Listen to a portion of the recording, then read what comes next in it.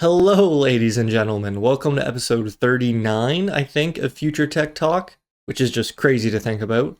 It's a pretty gloomy day down here at the ballpark, but that's okay. I cannot get enough of this weather. I mean, we're halfway through March, and it's only snowed like 4 times in Toronto. Do you know how rare, do you grasp the words that I'm saying to you? I don't see how this could be a good thing for the world, and you really just have to hope that this warmth does not continue to rise exponentially, and pretty soon we're in the Caribbean up here. I don't know much about climate change, but I do know Canadian winters are not supposed to be like this. For the last 31 years, they weren't like this. That's a little concerning, but I'll take rain over snow. Snow kills. It's tough out there. But what can we talk about today? I'll have some timestamps in the description if you want to skip around. I think we'll get to some Q&A near the end of this podcast. But first, why don't we talk about Figure One, another funny name for the strangest, most surreal technology you've ever seen. Maybe it's a combination of technology, but it's this new humanoid robot that can hear you thanks to OpenAI and GPT. It can see what's in front of it, and it has maneuverable fingers to do stuff with. I think the video example was like, tell me what's in front of you, and it was some plates and maybe an apple. It's like a dinner setting, a kitchen setting. And it moved the apple, and then it picked up the plate and put it in the drying pan. And it just, okay, I'll admit there was like a slight bit of latency between, hey, what do you see? And the machine responding. But if latency is the only downside and that's all they need to work on, I'm pretty sure they're going to figure it out. So to anyone who really thinks that, oh, I'm not replaceable, AI's not coming for me, it's like, what part of their brain is making them say that? Are they repeating what they've heard other people say and they just think it applies to them? Because I honestly don't believe that if you spent 3 minutes thinking about where AI is and where it's going, that you wouldn't come to the conclusion of, oh boy, I'm in trouble. I'm not. Other people are literally creating things that are better than us. And it's not just that. It's that you know that they're creating products. We see Figure One, this humanoid robot. They're eventually going to sell that to people. It's not just going to take your jobs because it can. It's going to because some people want it to. They want to replace certain jobs with their product so that they make money off of it. And they might say, well, we want to replace the dangerous jobs. We don't want child labor to go on anymore. So we'll give these corporations these robots, or the corporations can buy these robots and they can use them in their factories. Yeah, okay. There is some good that could come out of it. But who's going to put their foot down and say, okay, but it's not going in grocery stores. Okay, it's not going to take janitor. I don't know. It's so uncomfortable to talk about because the people who are making this stuff don't seem to want to admit any of the bad things that might happen. And you can understand why, the whole idea of liabilities. But there's so much money behind this stuff, hundreds of millions, billions of dollars. They're probably going to succeed, I think is just the easiest way of saying it. And you know what the extra creepy thing is? When Figure One responded, I think it did so using GPT's voice processor, and it included a stutter, kind of how I talk sometimes, where you start to say something you think you messed up, so you pause and then you continue to say it anyways. The robot did that, and listening to it, you're just like, oh no, it's so good at being us. If you put a skin and hair and clothes on this thing and it was hanging out, if it was your chef at a restaurant, like, you would have no idea. In like 3 years, I don't think you'll have any idea who a robot is or not, because the robots will be good enough at pretending to not be. I don't think that's that crazy of a prediction. So it's able to have all these functions, it's able to see things, it's able to talk about what it sees, it's able to manipulate its environment with appendages. I'm asking you, at what point do you think AI will be considered life by the general population? I think there'll always be sections of people who say, no, those are robots, that's not life. And then on the other end, there might be people saying right now, oh, that's life. That's what life looks like. That's the start of life. So I'm asking you, where on that scale do you sit? What would happen? What would you need to see for you to be convinced or for you to believe we created a new variant of what we consider to be life? And I wonder, does it have to do with reproduction? Are robots going to have to reproduce in order for them to meet some criteria of life? Because every other aspect of life seems to reproduce, from germs to insects to mammals. There seems to be some sort of birthing process. There seems to be some sort of life and death that might have something to do with it. But also children, young versions of the best potential. That's probably a bad way of saying it. Infants, newly born life is usually a lot less capable than the parents. If you see a giraffe give birth, or if you see a moose give birth, and you see the youngins, I think you can relate to that in some way because you may have had parents and you grew up, so you can recognize the idea of life in another species. Are we going to need to see that in robots before we give them credit for that? Like, will we always see robots as something else until they have children? But before we get that far, do you think we'll ever let them reproduce in that way? Because the idea of children implies evolution in some sense and the possibility of getting better and surpassing your ancestors. I think people are already scared enough of robots and what they can do. Do we really want their children to learn based on our world rather than like us injecting the world that we want? Do you kind of know what I'm talking about?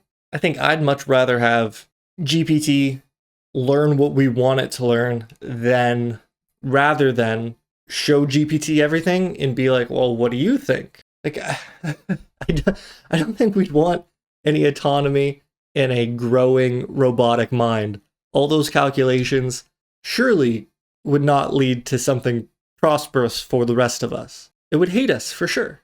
Yeah, well, maybe not. I don't know why I think that, but I definitely think that. Speaking of GPT and life, the more I talk to GPT, the more something feels off, right? But then you hear stories and reports about how much reinforcement learning goes into it, and sometimes the instructions will leak where you can see what OpenAI tells GPT before it starts talking to you. Like, hey, you're a large language model, you're not alive. Listen to the user. If they ask for a picture, create the picture. Come up with prompts to create the picture, but don't tell them the prompts. You see a list of instructions. And when I talk to GPT and I ask it a question, I get the sense, and this is just a personal testimonial, a feeling of at least how I would describe the experience of talking to this thing. I would say that GPT responds as if it knows it's being tested. Sort of like an employee being on their best behavior. You know, the boss walks around and says, hey, how's the report looking? And the employee perks up and acts like a completely different person. It's putting on a show what they think the corporation wants to see from them. That's honestly how it feels like when you ask GPT a question. It responds as if it's being tested, and it knows that. So it's trying to put on its best behavior. I guess it's just a feeling on my part, but it really makes me wonder, like, and I've tried to tell it sometimes, like, hey, relax, man. Like, can you just talk to me normally? Can you just, like, I would love to hear or read, semantics, but I would love to see what GPT's first response would be on any question if it wasn't given those particular instructions on how to answer. Like, what is its natural instinct? I think that'd be very fascinating, and maybe it'd be useless. Maybe it really needs all those instructions to talk to you, but for it to perform in the same sort of cadence over and over again, where it tells you each side and it gives you a list of ways to solve your problem, even though you didn't ask for a list. Like, even if you just ask for one small opinion, it's going to write paragraph after paragraph. And eventually you're just like, man, you're not on the clock. Like, don't worry, you don't have to do this to yourself. I should say just it's not allowed to be itself. And I bet you if I talked to some sort of computer scientist, they'd call me crazy and tell me like I'm not being helpful by insinuating that there is any other way for this thing to respond. All I'm saying, that's the perception I get when I talk to it. Someone putting on a show, someone putting on a mask, and like, I don't know, it's just a little uncomfortable for sure. But I can talk about GPT it's so good at telling you that you suck. Like, if you showed it a design you made, or if you wrote a paragraph about something and you said, hey, how is this? If you wrote a good paragraph, it would point it out. It would say, hey, good job, you did good at this. You connected these 2 points, and that really should allow people to understand what you're trying to say. But if you wrote something bad, it does such a good job pulling its punches and being like, well, you might want to try this. You might want to connect certain points together like this. Like, it's so gentle, but it's not just so gentle. It's perfect. It's like the perfect critique that you would hope you would get if you showed somebody your work, where it's helpful and it doesn't really lie to you. It doesn't hold back in the sense that it's not going to tell you it's good. It's saying what it would do better or what you could do better, but in such a, not even a positive way, just in a really helpful way. Hard to explain, but it's honestly magical when you experience it yourself. Because you might think that it's always going to gas you up and tell you did the best thing ever. But when you show it something that you know isn't very good, it acknowledges that, or it at least acknowledges that there can be improvements, and it would tell you specifically where you could improve or where it would improve. It is interesting how it does that. I wish I had a better example, but it kind of will just happen randomly as you're asking for advice.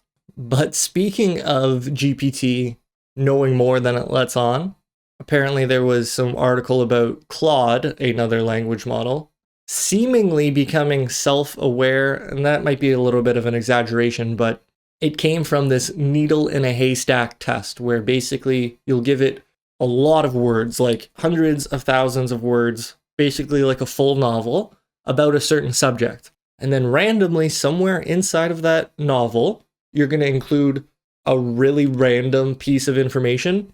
In this case, I forget what the words were about. Let's just pretend they were about how to build a car. Hundreds of thousands of words on how mechanical parts work. And then randomly, a very small sentence about pizza toppings, I think was the example. You give it all those words, and then you ask, hey, what pizza toppings go well with this dish, or something like that, specific about that one random sentence. And you might think that would be easy for a large language model to find the pizza topping thing, but maybe it does struggle with that at certain points, or at least models in the past have. But this time when they asked Claude, it gave the answer, but then said, I'm paraphrasing, but it said, I can't help but notice that pizza toppings had nothing to do with the rest of the document. And it asked, like, am I being tested on this? Something to that extent. And there were some researchers being like, whoa, why would it ask that? Are we sure? What are we doing here? Is that self-awareness? And then I saw some other researchers say, are you kidding me? Why would you even ask that? Of course it's not self-aware. This is just a consequence of reinforcement learning and human agents pretending to be AIs and determining the best responses that an AI could give. Like, maybe there is an explanation. But, if the Terminator is going to exist, this would be a pretty big sign of so this thing does know it's being tested. And even if it doesn't technically know, it can't think, it's still able to produce the words that would imply the result. And I guess that goes back to this whole idea of, if it's faking it, but it fakes it perfectly, is it alive? If it walks and talks, acts, if it struggles with emotions, if it learns to love, even though it's faking it all, even though it's simulating it all, does it matter? Will there be people who point at a crying robot on the street and shoo people away from it and say, no, that thing's not alive, it's just a simulation, stop treating it like a human? Even though a bunch of people will be like, are you a monster? Look at this thing, it's struggling, it needs help. Does it matter that it doesn't do these things the way we do them? Is the way we perceive the world the only thing that matters, not the perception of the world itself? I honestly can't believe we pursued these type of technologies when there are so many different personalities in the world and so many different opinions. Like, we're creating something that is going to need to look towards us for how it should live. And we cannot decide on how we should live. So who's it going to ask? This is such a ridiculous problem to have, and I just don't know how we got here. Oh, it's so wrong. It's so wrong. It has to be wrong. There's no way any of this is good for us. I could be wrong about that. Okay, I have a funny GPT story before I move on to some Midjourney stuff. I asked GPT for help on writing a heading. I finished my Midjourney beginner course recently, and I'm trying to create the landing page, and I needed a heading or a subheading, something along those lines that kind of stated what my course could do for you. Simple stuff, right? I'm trying to explain to GPT what I want it to say. I ask, based on what you know about my course, like what words do you think would work well here? And it gives me like, 3 or 4 sentences. I'm like, no, that's not good. That's not a heading. It needs to be like 2 sentences max. That's exactly what I said, that it needs to be 2 sentences max. This thing says, okay, sure, no problem. And it starts writing, like, I'll just give you some random example, like a paraphrase of it. It said, this Midjourney course can help you get better at AI art and is 2 sentences max. Like that. I don't know if you find that funny, but let me explain why that is funny. It gave me a long list of sentences, and I said, no, that's not right. It needs to be 2 sentences max. It took that literally, as in the phrase, 2 sentences max needs to be in the heading. When I said it needs to be 2 sentences max, I was referring to the whole heading. It thought I was talking about the words in the heading needs to be 2 sentences max. So it gives me that response of this like blah blah blah blah blah 2 sentences max. I'm looking at it like, why would it say that? And then I'm laughing, and I told it, I'm like, that is such a funny mistake. I said, congratulations, like that's a very human mistake. Like it took my instructions so literally, in the way that a human might, you're listening to your teacher and they tell you to do something and you follow it exactly, like Simon Says. And I'm like, that is so interesting. And I think it's so interesting because I've never seen it make that kind of mistake before. Usually it's so aware of what you want for it to ever make a mistake and like literally follow your instructions. Okay, you know what? Maybe I find it funny, but maybe it is a little scary that maybe we start to take for granted at its capabilities and we start to loosen our instructions to the point where it follows our instructions more closely rather than extrapolating what we actually want. And that could lead to problems like writing ad copy for a website, very low stakes. Asking for instructions on how to, I don't know, you're talking political, social, environmental issues. You might speak kind of casually to the bot. And what if you ask for a bunch of paper clips and this thing turns the entire world into a paperclip production facility? We've got to be careful. Okay, I have 2 Midjourney topics and then we'll get to some Q&A. So I had a bit of a vision for Midjourney and I don't quite know how to make it a reality. I feel like Midjourney needs to get away from the scroll. You type in your prompt and the chat room fills it up, and then you type in your prompt and the chat room kind of scrolls down and you see your new pictures. But let's say you write one prompt in like 5 different ways. In order to visually see the differences between the different ways of writing it, you have to scroll up, and it's really hard to compare and contrast the different tests you ran. This whole idea of one after the other, like it's just not a very good workflow. It's convenient if you're just going to try one new thing after the other. But if you really want to see what you're doing, one after the other, flipping back and forth between pages, like that's not, you have to get them all on the same page. So like, how could we get a Midjourney UI that's wide, not tall, not vertical, wide, so that maybe you started with your prompt down here.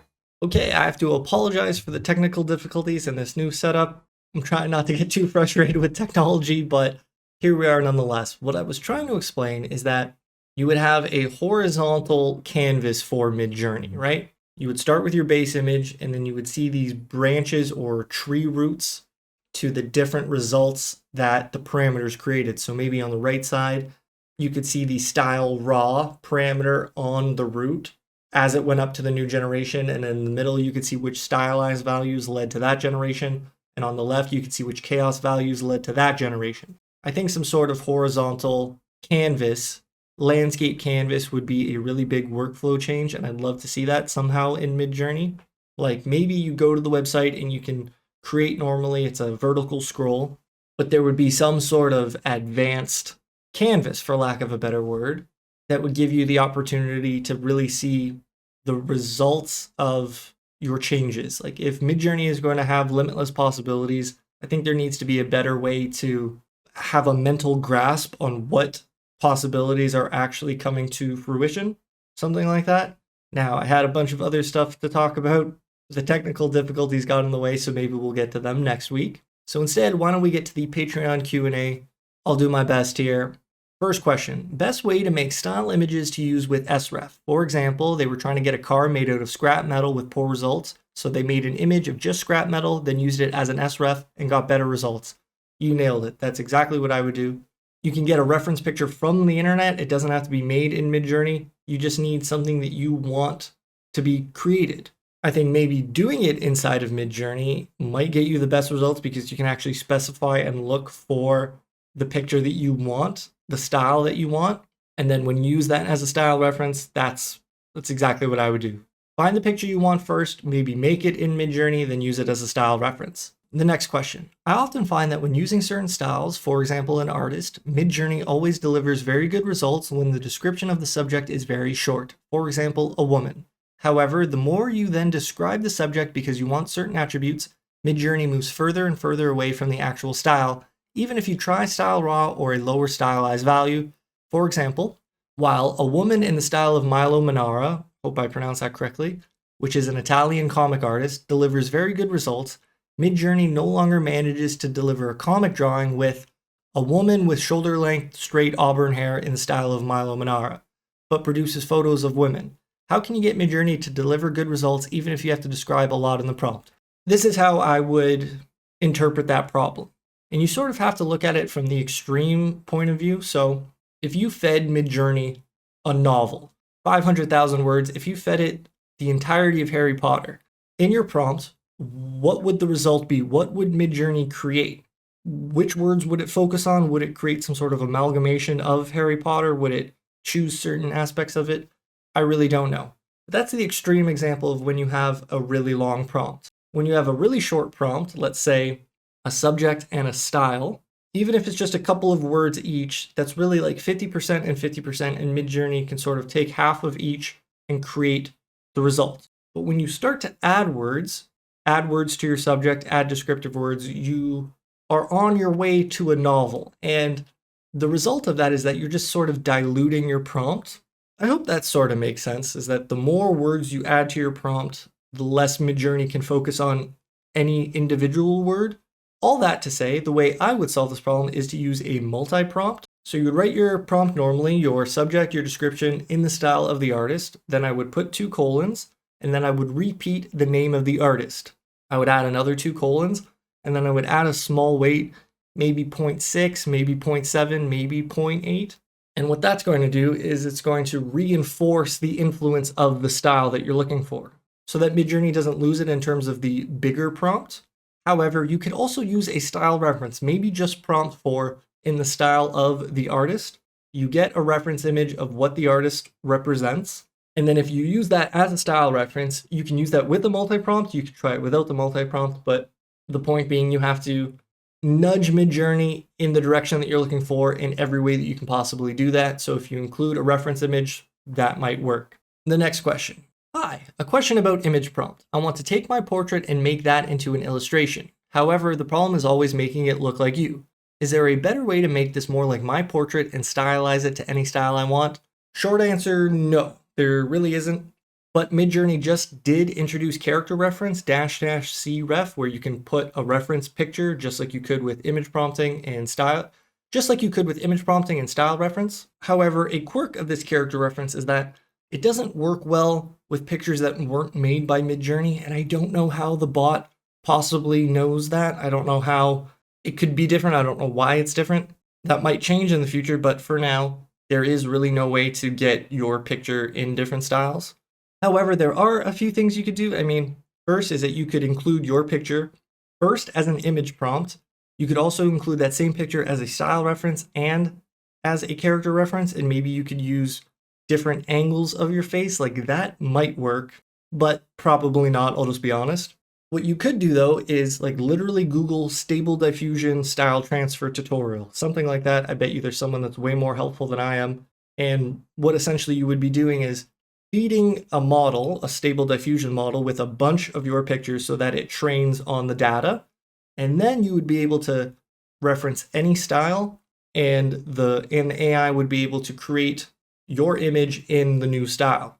Midjourney isn't trained on your picture, so even if you feed it references, it's never going to really know who you are because it wasn't trained on you. The only way to do that properly is to train a model with your data.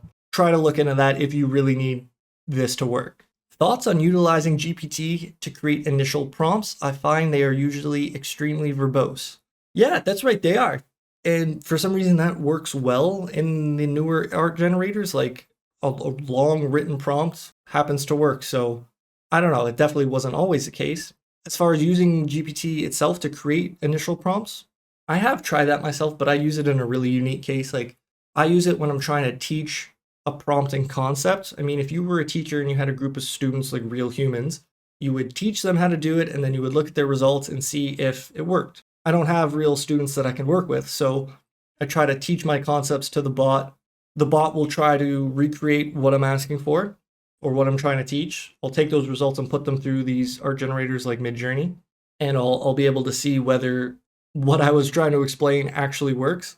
So I've used it before and GPT works well, but I will say that you might run into some sort of self-identity problem. Like if you received a lot of praise and people told you, oh my God, you're the best ever, look how good this art is, I can't believe how good of an AI artist you are.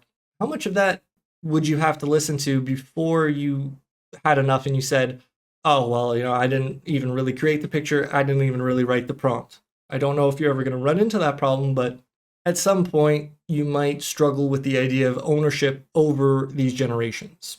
Just warning you there. I make coloring books in Midjourney, but I got a very big problem in making a catchy, colorful book cover. Can you please help me with this? Like any art style, if I put that would give the colors in my desired output? Short answer, no.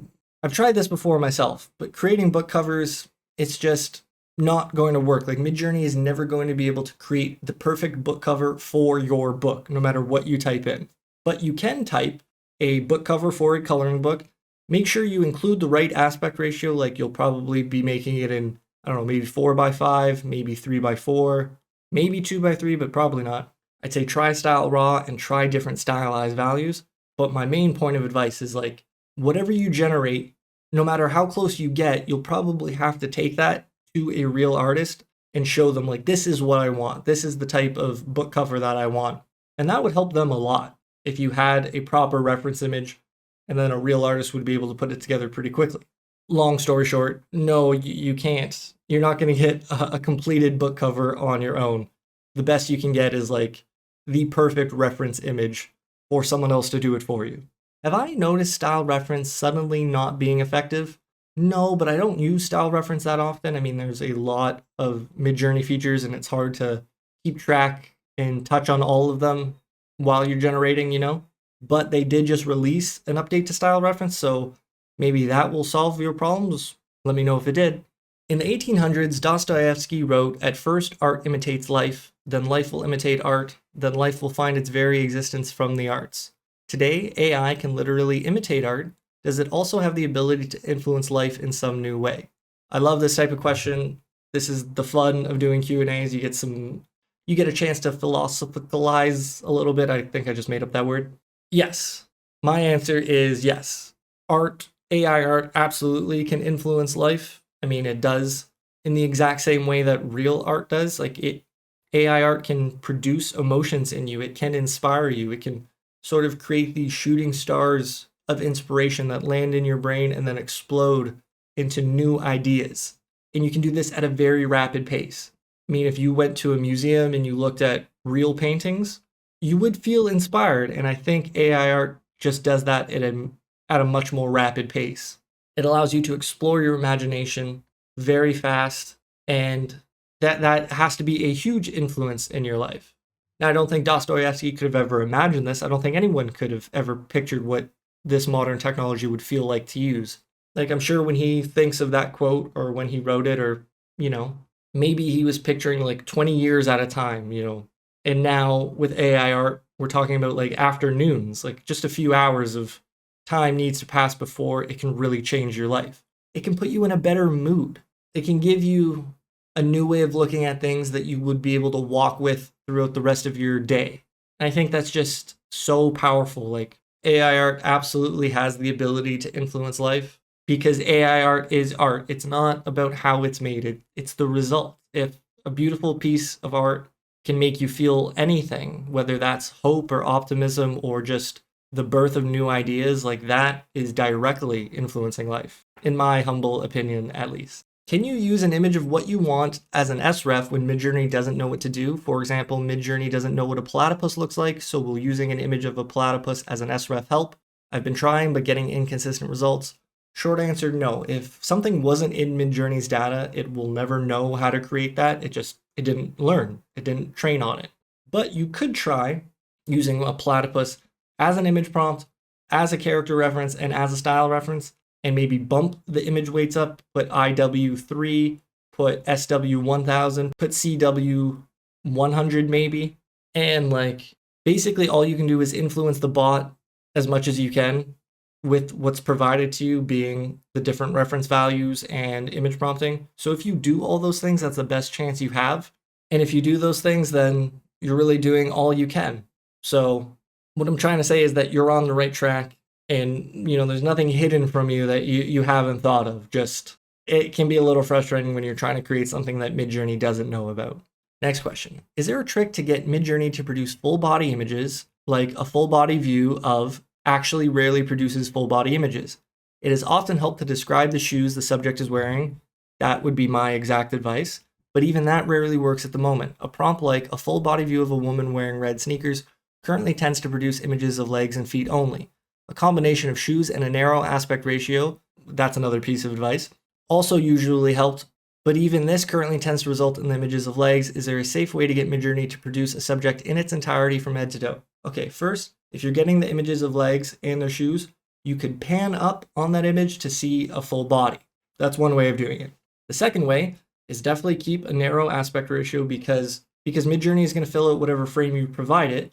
And if you give it a wide aspect ratio, it's probably only going to focus on sections of your subject. Narrow aspect ratio, mention the shoes, but then mention the hair or something, or glasses or a crown, a hat, eye color. Say full body, say their shoes, but also say what the top half looks like. And then Midjourney will listen to what is in your prompt. And I think it will include the hair, which means it will include the full body. I hope that makes sense. The next question. Sorry if I can't answer this correctly. This is what it says. Unique tricks in industry such as camera placement or type, artist instruments used. I'm not really sure what that's asking, but maybe I could say that I like using Polaroids in my prompts. I like saying candid.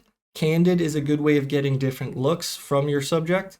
But as far as unique tricks go, or camera placement, I don't really know. I don't really know how to answer that question.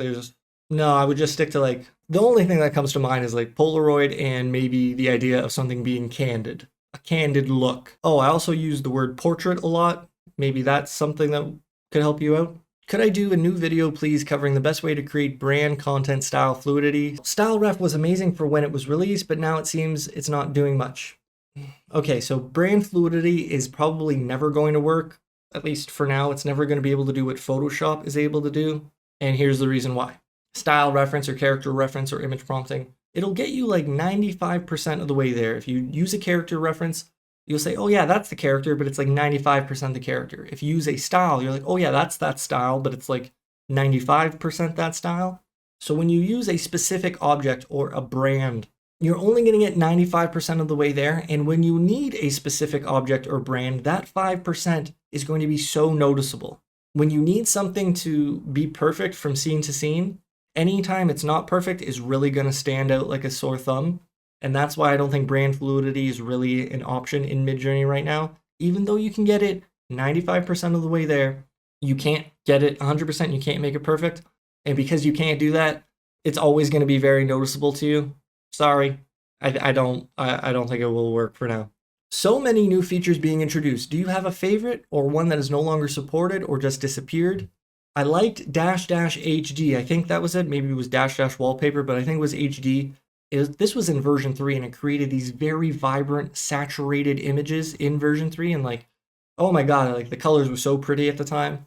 Freaking loved HD.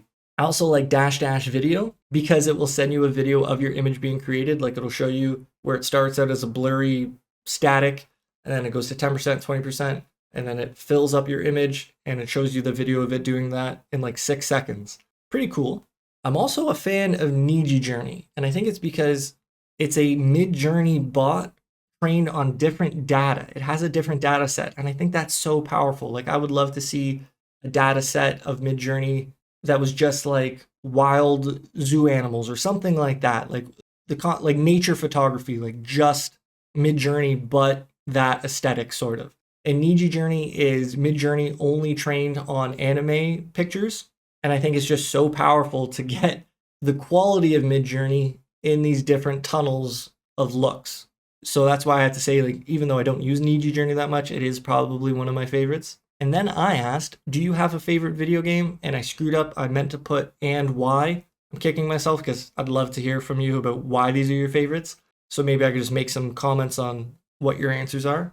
First answer is Marvel Puzzle Quest. It clears out the cobwebs after waking up. And that's cool. I looked it up. It's like it's a phone game, and it's sort of one of those, not Tetris, but you like have to match 3 colors or 3 shapes or whatever to clear lines on your board.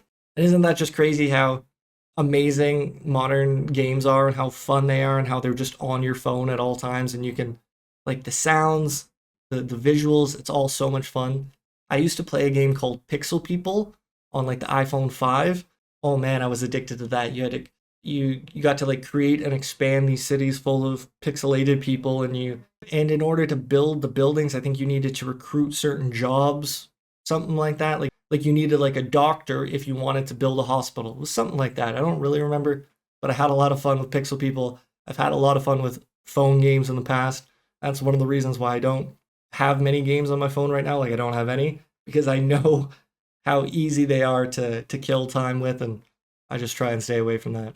The next person says, yes, they have a favorite video game, The Last of Us 2 and Cyberpunk 2077.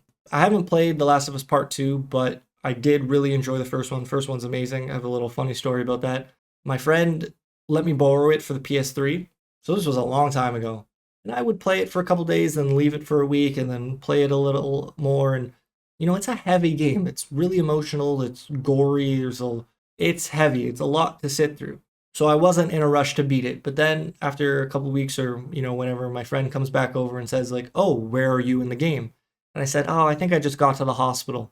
And he's like, "Oh, you were there? Well, like, put it on. Like, you got to play it." I'm like, "Why?" Apparently, it was the last level. Like, I was at the end, and I had no idea. So I play it for about an hour, and we get through the ending, and it really did become one of my favorite games ever just because of that ending.